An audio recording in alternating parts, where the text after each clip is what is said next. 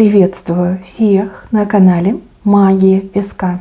Мои дорогие любимые зрители, меня зовут Ольга, и сегодня для вас я сделаю отсыпочку на вашего мужчину. Давайте посмотрим все, что сегодня думает и чувствует в отношении вас. Вот его мысли, его чувства, его настроение, вот что он о вас сегодня расскажет, что покажет. Представьте мужчину, назовите его по имени, задайте ему именно те вопросы, которые вас интересуют. И если высшие силы позволят, информация будет считана, и информация придет, как ответ придет. И я, конечно же, вам его озвучу. Загадывайте, настраивайтесь, и пусть нужное к вам придет, пусть информация к вам придет. Слушайте, чуть не упал у меня мой глазик, мой назарчик. Но явно мужчина нервничает, и явно сегодня он думал о вас. Думал. Возможно, думает сейчас и очень нервничает. Ну что, мои хорошие, я прошу высшие силы дать мне возможность ответить на все ваши вопросы и послать для вас самую важную, нужную и полезную информацию.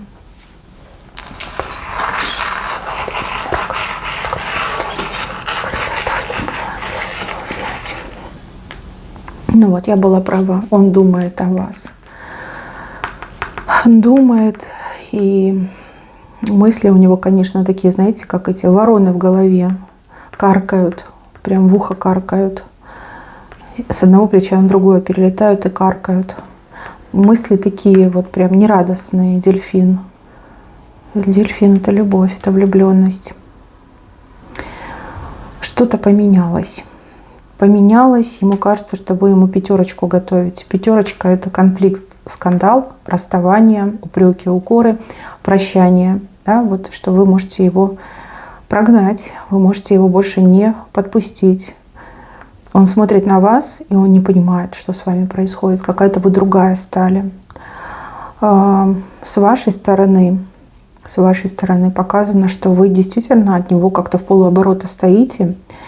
И какое-то осознание, мысли о конце, мысли о разрушении, девятка. Так, что происходит? Вы на кого загадали, девочки? На проблемного мужчину, либо мужчина, с которым вы хотите завершить отношения, либо вам кажется, что нужно завершить отношения? Смотрите, я вижу здесь неправильное распределение энергии. Такое впечатление, что вы очень долго в мужчину вкладывались. По двойке вы ему прям себя отдавали, себя дарили. Очень много энергии отдавали, очень много помогали ему. В отношениях вы как дающая сторона были. И он к этому привык, либо он считал, что это норма. Знаете, как мужчина говорит: да, я знаю, что она меня любит и никуда от меня не денется. Может быть, вы устали постоянно себя отдавать этому мужчине, вы устали бороться за эти отношения, вы устали ждать этих отношений, вы устали быть той, на кого, грубо говоря, не сильно внимание обращают и о ком не так думают, да, не так часто думают, либо чьи интересы не учитывают. То есть, когда любовь, да, в любви вы растворяетесь, в любви вы вот даете. И ждете, что и вам что-то будут давать. Хотя бы вас будут ценить, любить и уважать, да, как минимум. Но этот мужчина, судя по всему, он только брал и ничего взамен не давал. Почему-то мне еще идет как морочить голову. Это ваши слова? Это вы так думаете про него, что он морочил вам голову? Вот кто-то из вас думает, что вот один из партнеров морочил голову. У вас усталость и у вас желание поставить точку, крестик, да, закончить. То есть голова говорит о том, что нужно закончить эти отношения, да, либо хватит в этих отношениях себя тратить. А сердце вам говорит обратное. Сердце говорит: ну как же, я же без него не смогу, я его люблю, а вдруг все изменится, а вдруг все будет по-другому. Вот как-то спорят ваше сердце и ваша голова. Но мысли о девятке все-таки, да, что разрушения уже произошли, либо происходят, и ничего уже не поделать. То есть вы устали, чисто физически, морально устали постоянно спасать эти отношения, постоянно верить, думать и ждать. Когда же мужчина поменяется, когда же он нормально себя начнет вести, когда же он начнет вас хоть немножечко радовать. И, возможно, да, вы выбираете себя, свою жизнь, выбираете свое счастье, даже если это без него. Но сердце все равно не может его отпустить, не может его забыть. Да, вот теперь я понимаю. Мужчина в шоке от того, как вы поменялись. Мужчина в шоке от ваших поступков, поведения и от того, что ваши глаза стали абсолютно холодными. У него, знаете, какая первая мысль была? Что вы его разлюбили. Вторая мысль, что у вас кто-то другой завелся. Третья мысль, что он теряет контроль над ситуацией. Вот. И смотрите, все мысли, они очень эгоистичные на самом деле, да? Все эгоистичные. Это меня разлюбили, это меня на кого-то другого променяли, да? Это я теперь ничего не контролирую, это от меня теперь ничего не зависит. Слушайте, прям упал в грязь лицом. Понятно, почему эти вороны летают. Давайте я еще карту возьму. Что на самом деле происходит? Потому что и у вас тяжело, и у него не лучше.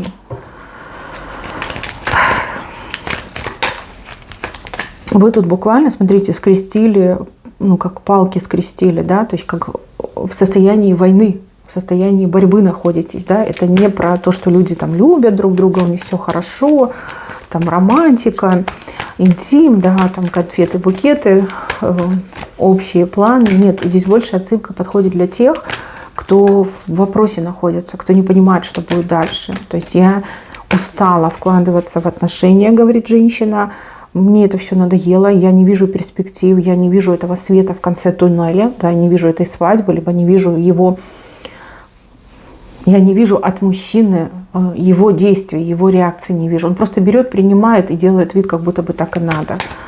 Вот. А мужчина испугался, потому что женщина резко поменяла свое отношение к нему. И вот он не думает, что он вам не додавал в отношениях, он думает, что вы его разлюбили или кого-то там другого нашли. Понимаете, что он, видите, расслабился и потерял контроль. Конечно, эгоист, да, как эгоист думает. Я вот заметила, что вам все время клевер выходит. Вот не было таких раскладов, чтобы клевер не выходил. Не знаю, мне кажется, что вы очень интуитивно мужчину путаете. Вы очень интуитивно из мужчины мужа делаете. Вот честно, хотите верьте, хотите нет, но здесь женщина как лисичка, мудрая, такая вот, знаете, решительная, креативная. Ваши поступки на самом деле приведут к тому, что мужчина выход найдет. Не вы будете искать выход, не вы будете решать, да, не вы будете тянуть на себе эти отношения, а именно мужчина. И опять же, это будут моменты проверки его любви к вам, того, насколько он по-настоящему честно, искренне к вам относится. Судя по тому, что вышел клевер и вышло сердце, все-таки он вас любит. Возможно, вот это ваше поведение поможет мужчине понять, что он любит только лишь вас, и только вы ему нужны, и что вы ждете от него мужских поступков. И он путь найдет, он выход найдет. Так, давайте его теперь позицию посмотрим, что у него там на самом деле, какие там вороны у него летают, о чем кричат ему. Какое-то у него еще, знаете, подавленное и разбитое состояние. У кого-то еще может отыграться, что у него не только с вами проблемы, но и на работе могут быть проблемы. Я же сказала, проблема. Горы.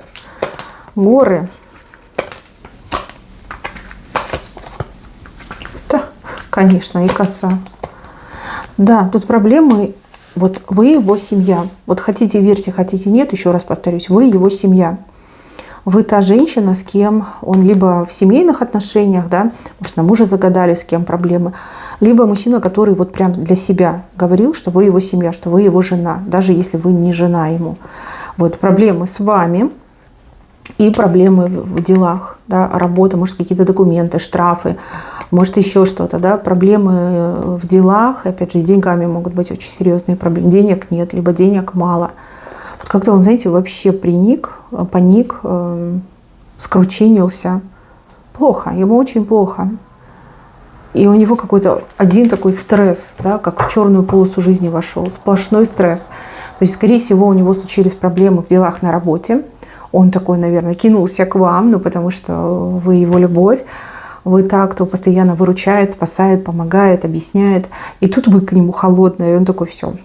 Обложили проблемы, обложили, я пропал. Я никому не нужен. Я сирота. Всего, конец. Непонятно теперь, почему ему так плохо. Так, хорошо, а по факту что между вами? По факту, да? Потому что еще и Скорпиона вижу с вашей стороны. Вы его как-то ужалили. Я понимаю, что вы не хотели и что вы не Скорпион, но вот что-то вы такое сделали, что было для него как укус Скорпиона, да, как Скорпион ужалил. Больно, неожиданно и страшно. Что вы сделали? Может, заблокировали его, может быть, не ответили на его звонок, может быть, ну вот какую-то фразу сказали, да, вот что-то такое было.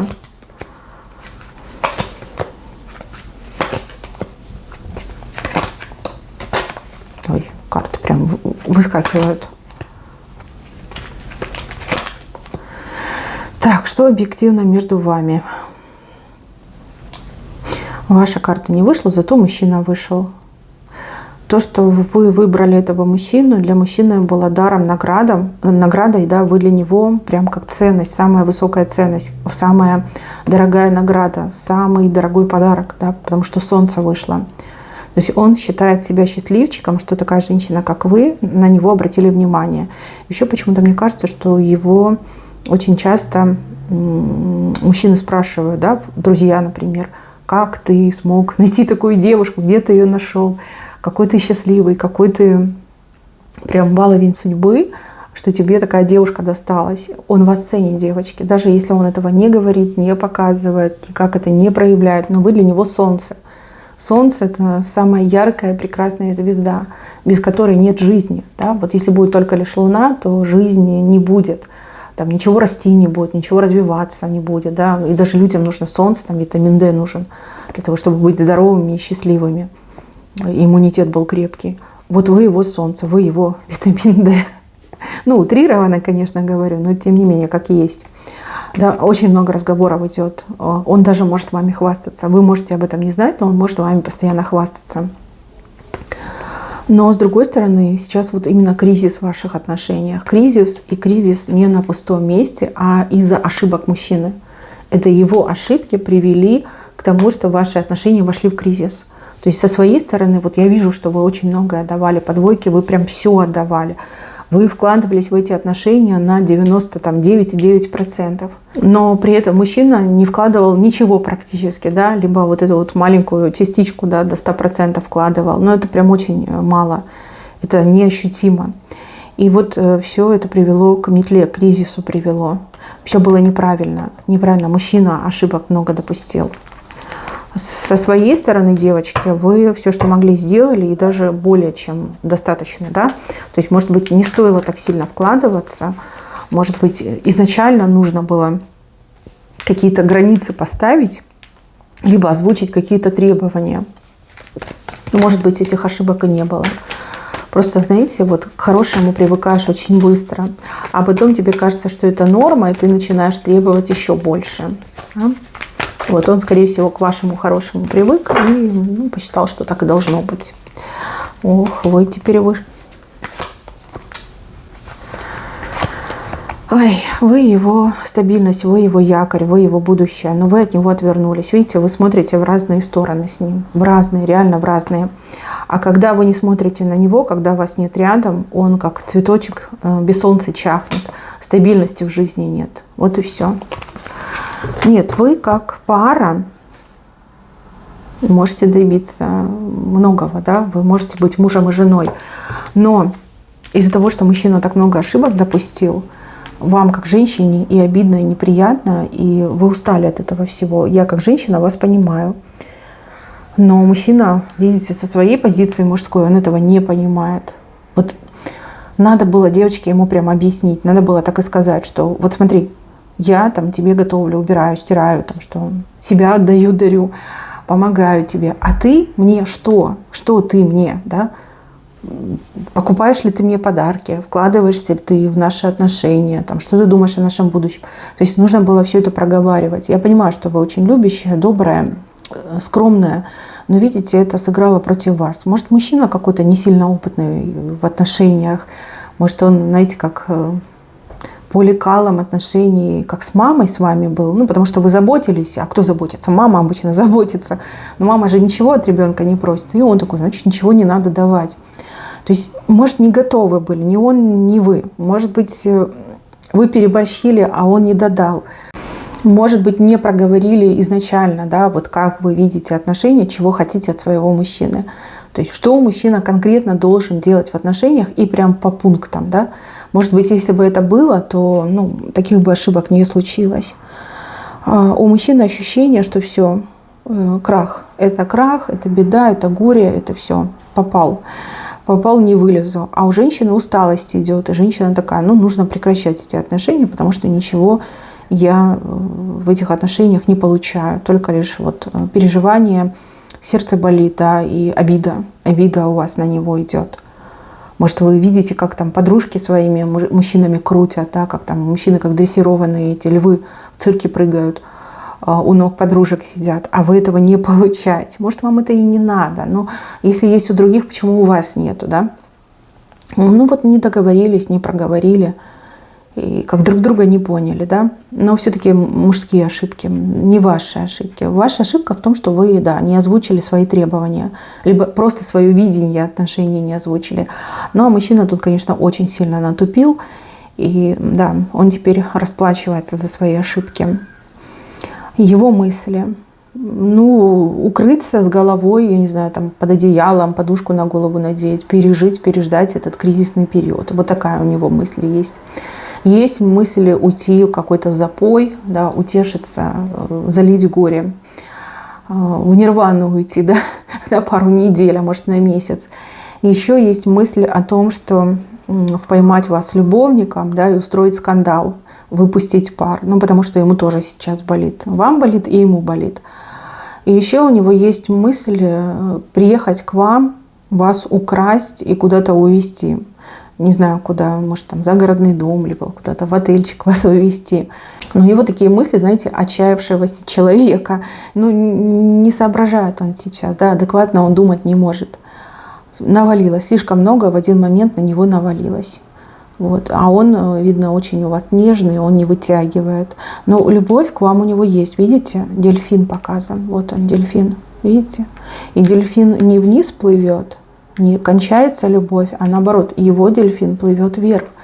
Пусть по стеночке, но поднимается вверх. Видите, вот она голова, вот он хвост. То есть это любовь, которая все крепче и крепче становится. Да, можно сказать, влюбляется все сильнее и сильнее, либо любит все сильнее и сильнее. Это прям хороший знак, это знак надежды. Мне почему-то кажется, что вам нужна его любовь. Даже при том, что вы устали, даже при том, что вы действительно хотите уже там какого-то конкретного завершения, либо решения, все равно вам важно, чтобы он вас любил. Это как радует ваше сердце.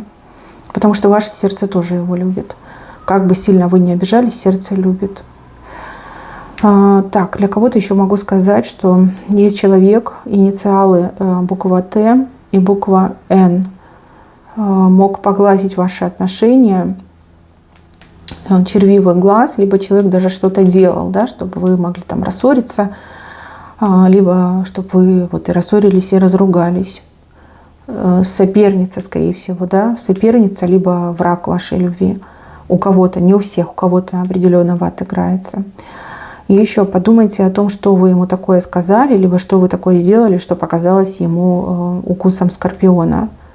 Потому что ему реально болит. Если вы ничего такого не имели и не хотели, лучше об этом ему сказать. Потому что мужчина прям рану потирает, рана, которая не заживает и болит. Может, что-то случайно произошло, да, вы этого не хотели, либо вы этого не имели в виду, просто так случилось. Лучше поговорите с ним, на что он мог так прям обидеться. И в венце нам показывают, что мужчина на колени, на одно колено встает, протягивает вам то ли подарок, то ли цветы. Что-то вам протягивает, а вы берете. То есть я так понимаю, что будет встреча и будет какое-то сделано то ли предложение вам, которое вы примете, да, на которое вы согласитесь, либо это какой-то подарок будет вам сделан, который вы примете. Тут либо он приедет к вам навстречу, да, приедет, либо воспользуется, например, каким-то событием, как 8 марта. Да? 8 марта, вот он придет, он вас типа с 8 марта поздравляет, и тут вы примете от него цветы, подарок, да, разговоритесь, и он сделает вам предложение.